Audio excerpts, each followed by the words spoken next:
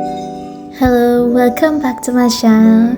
Another මාත් එක්ක cake හදාන්න බඩු ටිකකුත් අරගෙන ලස්සනම ලස්සන කේක් එකක් හදන්න. ඉතින් මම තාත්තගේ බර්ත්ඩේ එකක් එන නිසා කේක් එකක් හදන්න කියලා හිතුවා එයාට පොඩි සර්ප්‍රයිස් එකක් දෙන්න. මොකද එයාගේ බර්ත්ඩේ එක දවසට එයා ගොඩක් කලකට ලංකාවේ නැහැ. ඒප්‍රිල් වල තමයි එයා ලංකාවට එන්නේ අලුත් අවුරුද්දට අල්ලලා වැකේෂන් එකට. අපේ බර්ත්ඩේස් වලට අතින් ගොඩක් කලකට ඉඳලා නැහැ.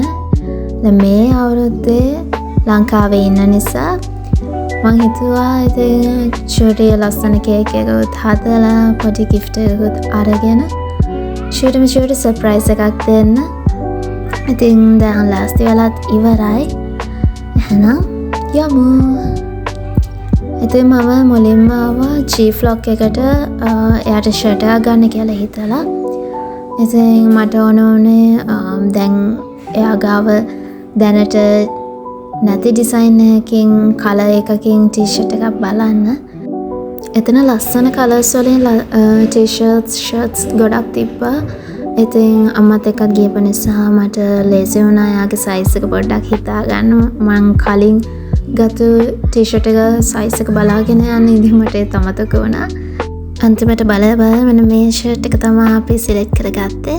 ඊට පස්සේ ආවම මේ Pagoma Food City එකට මං නම හරියට කිව්වද දන්නේ නැහැ. මොකද මෙතන තියෙනවා cake decorating items ගොඩක්.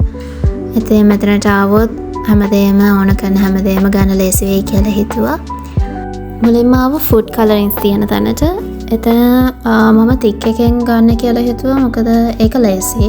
කලර් එක හදාගන්න. ඉතින් මම black එකෙන් ඔය purple එක ගත්තා.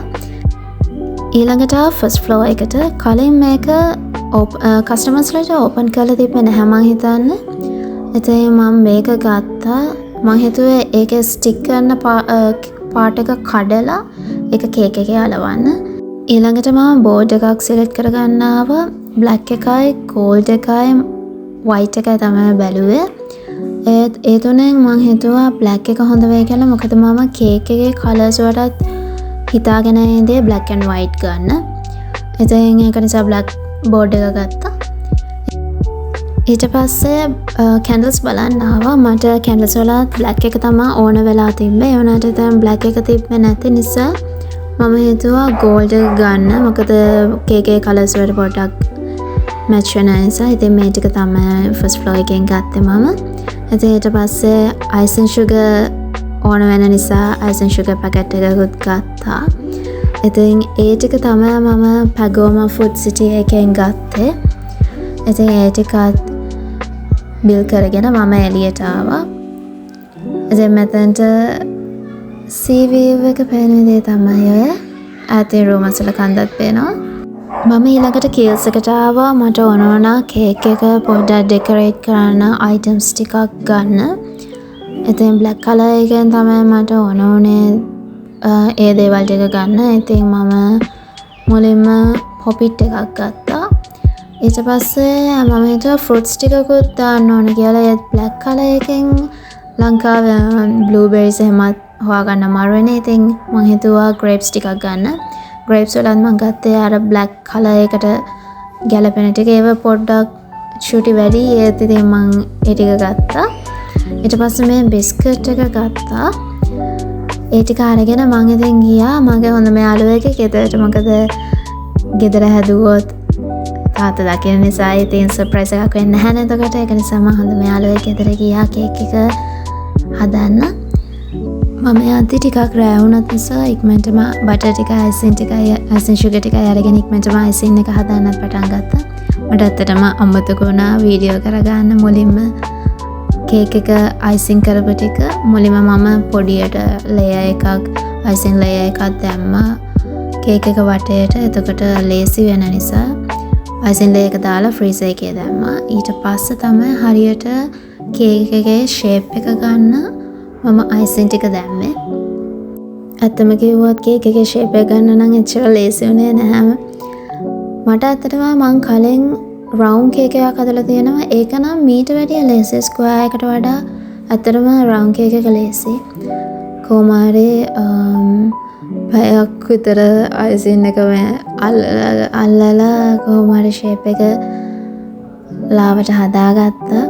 ඊට පස්සේ මං ටොපින්ග්ස් ටික උඩින් දාන්න පටන් ගත්තා. මුලින්ම මෙහෙම බිස්කට්ස් ටික දෙකට කඩලා මුලින් තියාගත්තා.